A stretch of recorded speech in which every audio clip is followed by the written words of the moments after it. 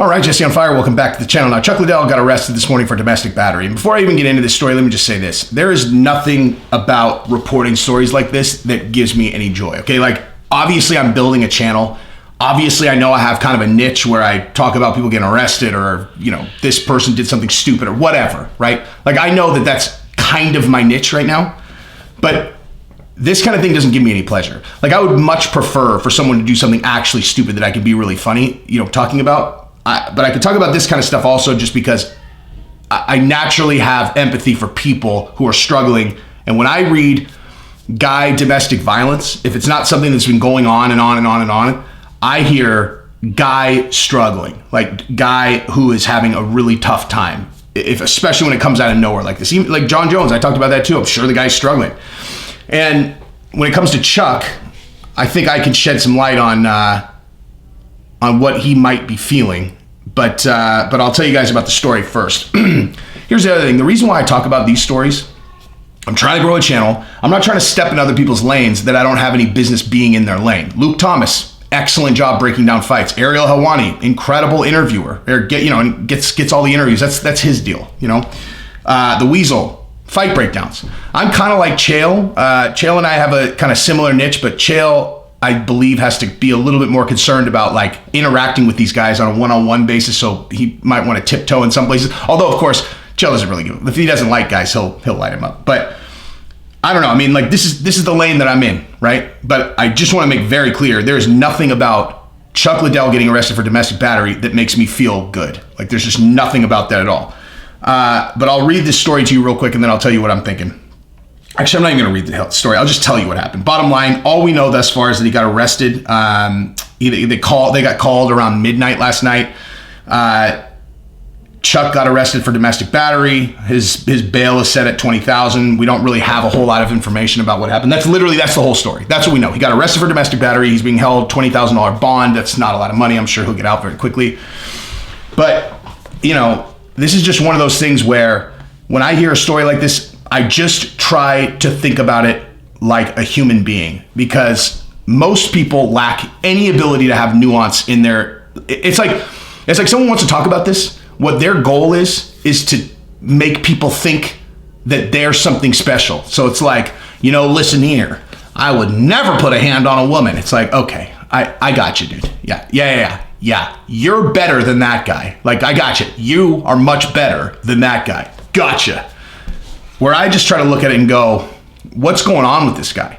And in the case of Chuck and lots of former professional fighters, I think that I understand, because I've gone through having something that I was incredibly passionate about and then having that taken away. And it's hard to even explain what that's like, especially if you don't really have something else that you're doing all the time. So, you know, in my case, I built a company, sold the company, then things went real sideways, and I found myself like in a long enough period that I could say this with conviction that I had, like, there's if you have empty space, if you don't have another project, you don't have another job, you don't have something that you're working on, and that passion's been taken from you, it's this feeling of crushing emptiness. You have nothing to work on. You don't have anything that you're passionate about. You don't have anything that you're really working towards. It feels like everything is behind you.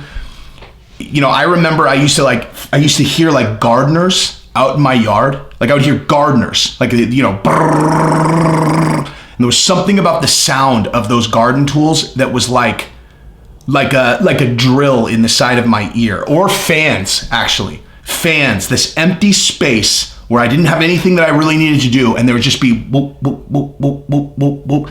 And it's like, it's crushing. If you're wired for combat like Chuck is, or like I am naturally, and you have empty space and nothing to work towards, it will crush you. It will slowly eat you from the inside out. And so Chuck's been out for a long time, man. He's been out for a long time, and I would imagine he knows exactly what I'm talking about. If he saw this and he heard the garden tools and the whoop, whoop, whoop, or like people who used to be like, you know, pro surfers, and all of a sudden they're not pro surfers and they're sitting at home, and it's like, they know what I'm talking about. That empty space, whoop, whoop. You got nothing to do. You can only go to the gym for so long. What are you going to do? Like, what are you going to do?